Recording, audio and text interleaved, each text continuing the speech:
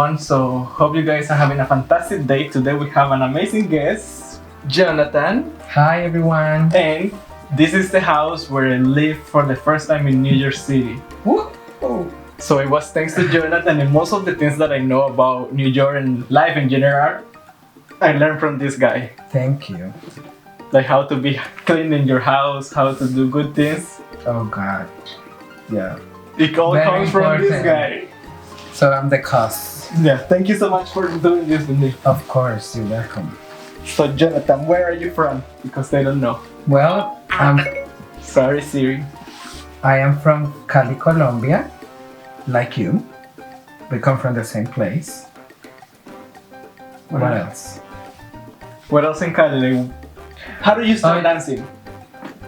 You want to know how I started dancing? Well, how do you start dancing?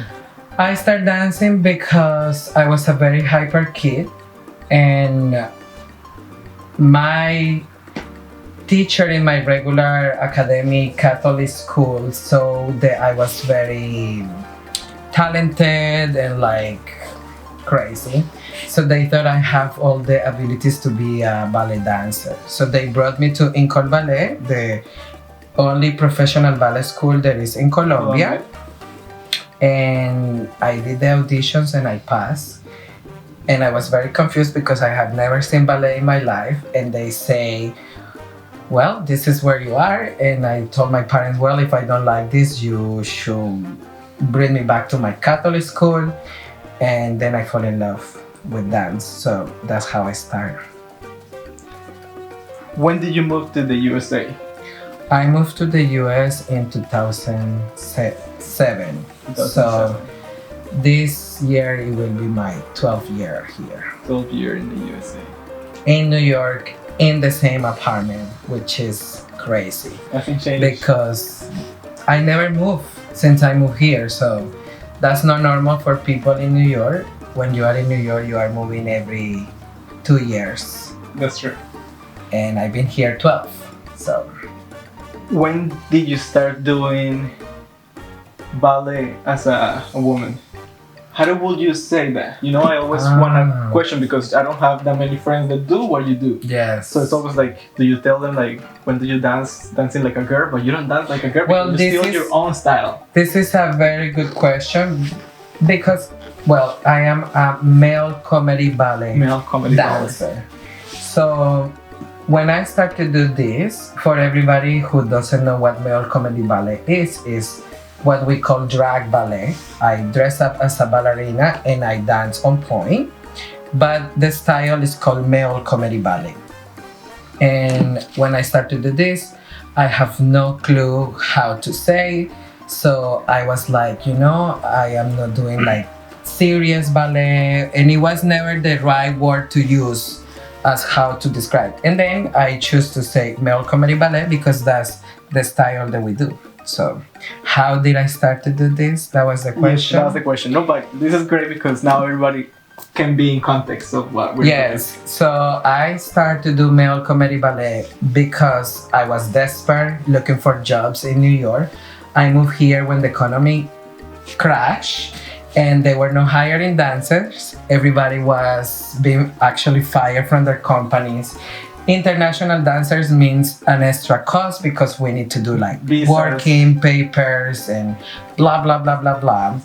So they were not hiring me. I was doing 5 auditions a day. a day in New York with 160 people by audition, and I was always making it in the top 10. And as soon as the directors talked to me, they were like, oh, so You're Colombian. yes, sorry, we're looking for somebody with experience. So I was very desperate, and my teacher from ABT, the school that I was, Jessica Land, told me that it was an audition for this male comedy ballet called Grand Diva. And she talked to the director of the school, Franco De Vita, and that they thought it was a good fit for me. And they want to make sure first I was okay. And of course I was okay. I always want to dance on point. So I went to do my audition, but I was so nervous. I have never danced on point, so I didn't bring my point shoes. And the director of the company came and say like, oh, I would like to see you again, but now wearing your point shoes. So he made sure ask me first if I had ever danced on point, and I say yes, because I need the job, you know. Yeah. So it was a little lie there, and I put the point shoes the next day, and I don't know how I was dancing, you know. We come from like very good schools where we have 8 years training, so I guess that's how everything went well for me, because I was quite amazed how well everything went. Give us a second. Technical difficulties. That's like, shut up. Oh, look at me.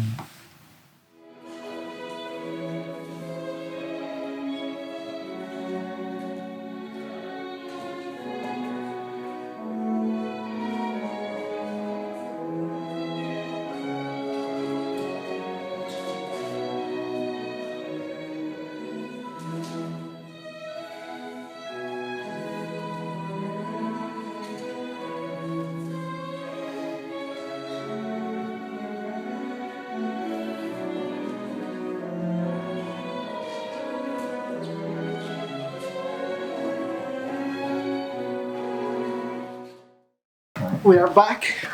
We just have a couple difficulties. Where were we?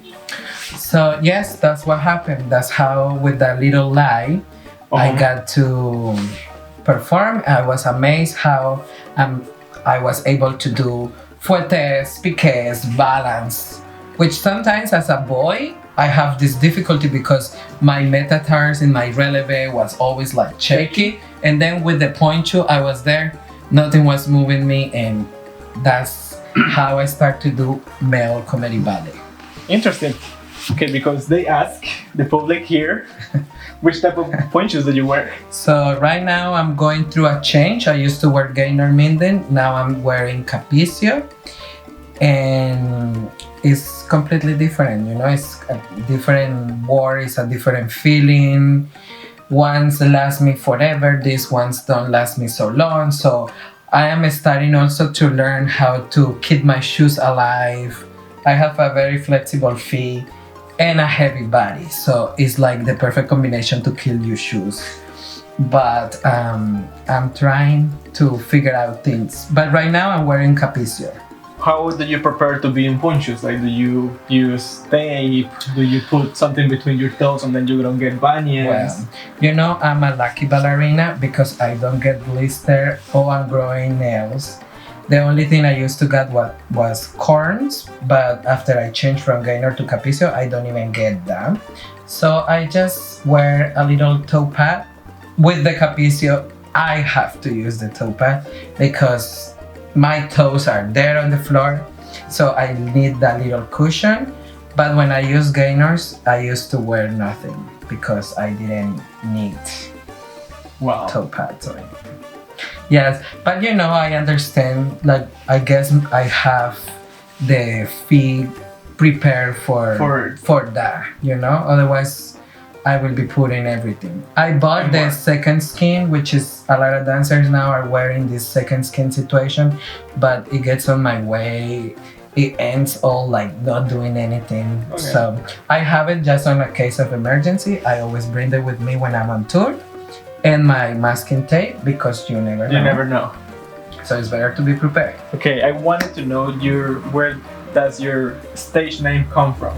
Just tell us your stage name. So my stage name is Paloma Carrera, and it comes inspired by the famous Argentinian ballerina Paloma Herrera, who did her whole career in ABT, and now she's the director of El Teatro Colón in Buenos Aires. And first of all, they used to call me Paloma because they used to say that I have the feet like Paloma Herrera, which I wish I have the feet of Paloma. But I took the compliment. Everybody used to call me Paloma. My first artistic name was no Paloma. My first artistic name was Shakira Guerra. I love Shakira, and I was so honored to be called Shakira. But I hate the word guerra, and I hope I didn't like the meaning of it because they were bringing the, because we come from Colombia and it's a lot of war. For those that doesn't speak Spanish, guerra means war. So it was kind of like a war message that I didn't want to bring to the war. So finally I was like, I want to change my name again. And my director changed it to Alina Kok You Will Do or something like that, inspired by Alina Kojakaru. But it was not a good name and also have like a negative meaning on the last name. So finally I became Paloma Carrera, which is Paloma inspired on the Palomino horse and Carrera because it's the race. So it's like the horse race. Interesting. Who is your idol? Like, who do you look up to? Oh my God! But where? In dance? In dance and in life. Well, that's a very good question. My idol in life is my mother, because she always taught me how to be the best I can be and to be the best human being. Okay. And how to be a good person, like how to spread love, be the best you can, always help others. And I admire that, and she's my idol because she always put that good seed on me, and I believe that we need human beings who put good seeds on you. Like you say in the beginning, like, oh look, thanks to this person I'm the way I am. And I guess that's how I'm spreading the seed that my idol put on me. In dance, oh my God, I love so many dancers. As dancers, we always like to criticize each other and we are always looking for the negative things. In my case, I try to look for the positive things. Sometimes I say the negative things too, of course, because it's part of our career. But I try to focus more in the positive. So, of course, I love Paloma. I used to be in the ABT school doing supering, so I used to spend a lot of time on the Met stage, the Metropolitan Opera House stage on the spring season, and I will see Paloma dancing there in front of me, and I was in love. Yeah. But I don't know, as an idol in ballet, I can't say her, but I admire a lot of dancers, and I respect everybody for what they've been capable, to do. They are. Yeah. Okay, let's go a little bit Because more. this is not an easy career, Yes. To make it is like, wow. Definitely.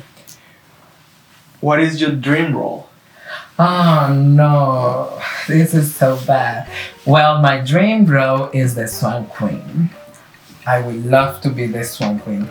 I always tell everybody that dreams come true because I always dreamed to be a swan. When I was a little boy, I always want to be a swan. I was like, I don't care if I have to stay there 10 hours, I want to be a swan. And I got to be a swan because we do Swan Lake on my company, so I got that dream come true. But my dream role is to be the Swan Queen. The Swan Queen or Giselle. We don't do the production of Giselle. We haven't done Giselle, but we do Swan Lake. But, my body is not the perfect body for being partnered because I have heavy bones and a lot of weight. So, partnering is not so easy for this type of body. So, I need to lose like a couple of pounds if I want to make that dream come true. How do you inspire yourself to keep going? How do you keep pushing yourself? How you make it? It's such a difficult thing to do. How to inspire myself every day, especially when you are in a city like New York. It's like you are tired, everything is a chaos. But then every day I try to remember that little boy who moved here 12 years ago and came with a luggage full of dreams, and how he always wanted to take advantage of the situation and do the best. So I say, Jonathan, you are lucky to be here. You have to stand up, you have to go, and you have to do the best that you can. So that's how I keep myself inspired. It's very easy to get out of the well and lose motivation, especially because your body starts to change, priorities in life change. But I feel like I'm so blessed that I do what I love, and I cannot let all those things around me get me out of where I have to go, you know? Also, I teach, so every time I see my young students, I see that motivation, and it's like you have to, yes, you have to be the good sample. And Jonathan, you say this to your students, how come you're not gonna do it? So that's how I also inspire myself. Good. Okay, do you have another no hobby, another passion besides ballet, like something completely out of ballet? You know, I have a thing, and it's that everything that I do in my life is because it's my passion and I love it. So I teach, I dance, I do drag. Everything that I do is because it's my passion, you know? So I think like teaching for me, like it's still related to ballet, but the only thing is not related to ballet is drag, but I do drag ballet. So I guess everything is combined. Yes. But as something completely different that I have no clue, no, I cannot think about anything right now. If you have the opportunity to dance with somebody dead or alive, who would you pick? Oh my goodness. Male or woman, because you could do both. Ah, that's a good one. Huh. Well, I always thought that I would love to dance with Marcelo Gomez. Oh, really? Yes, because he was my favorite male dancer, and I admire him so much. So for me, it was like, if I just get to hold his hand and do a little promenade, that's it. It's like, yes. So if he's watching, please, that's what we need. But I also would love to dance with my friend Calvin. Like all my friends, Calvin, Alberto, Jonathan, who have big careers in different companies. If they get to they used to partner me when we were in summer program, and I will play with my point shoe. So it will be a dream. But like a principal dancer from ABT, Marcelo Gomez, he will be like my dream. The dream, I'm sure. Yeah. When you're going to retire, when you're going to see the next step, do you want to only teach, or do you want to choreograph, or you want to be involved in costumes, or you want to be in the production? Well, for sure when I retire, I'm gonna be involved in costumes, productions, makeup, everything. As a teacher, I get the opportunity to create on my students.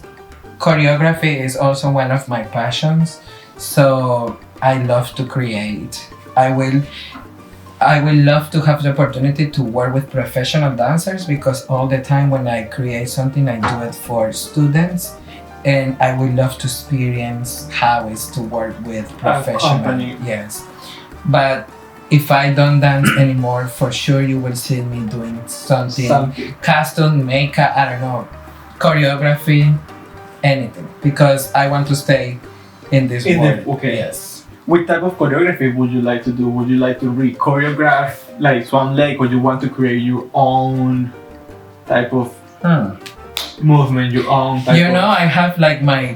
I have found out, because over the past 6 years that I've been teaching, I find out that every time I do a choreography, I have these signature movements that they become like my movement. So now I'm going to teach, and I'm like, okay, so let's do this Jonathan Mendez movement, because it's something that it doesn't matter where I am and I do a choreography, there is always that. So, but I don't want to change the classicals. I want to leave them the way they are. The way they are. If we can provide something new to this form of art, for me will be better. Would you change something in your life? No. Nothing? You know, it's very interesting because I moved here when I was 17. All my family is back in Colombia. I don't feel like I have been through difficult times, and everything that I have done is because I want to do it. And a lot of people always think like, oh my God, poor you, life has been so hard. But I don't want to change anything. Everything that I live over my past 12 years here has made me a better person and strong, and to appreciate everything that I have. So I don't want to change anything. Good. Okay, the last question is, how would you inspire somebody to do something in life. It can be related to dance, or it can be just any type of job. How would you inspire them? Well, how would you inspire these people? If you are watching this, always put your heart in what you do. Like, life is very short, and if you can do what you love to do, that's gonna make you a happier and better person, you know? So how I can inspire you? Just look for things that you like and do it. That's it. It's very easy. Don't follow the path of something that, oh, this is what my parents want me to do, or this is what I have to do, even it's not my passion, because it's gonna bring me money, for example, which is the concern for everybody. It's like, yes, it's gonna bring you money, but it's not give you happiness. So it doesn't matter what you want to do or how silly you think it is what you want to do it and follow your passion. Because a lot of people was against me being a male comedy ballet dancer, and now, couple of years after I've been doing this, I have traveled around the world. I have make a lot of people who come to see the show happy, and everything was because I decided to do what is my passion and what is that I love. So that's the only way you can be the best. So just don't listen to anybody. As soon as you're doing something right for you and for the rest of the human beings in this planet, do it. All right. Thank you so much for doing this. Thank you so much for coming. Thank you all of you for watching. And please don't forget to follow. I'm gonna put the thing somewhere here. Oh yeah. And in the description below. So please follow him and Grand Diva and all of these type of things.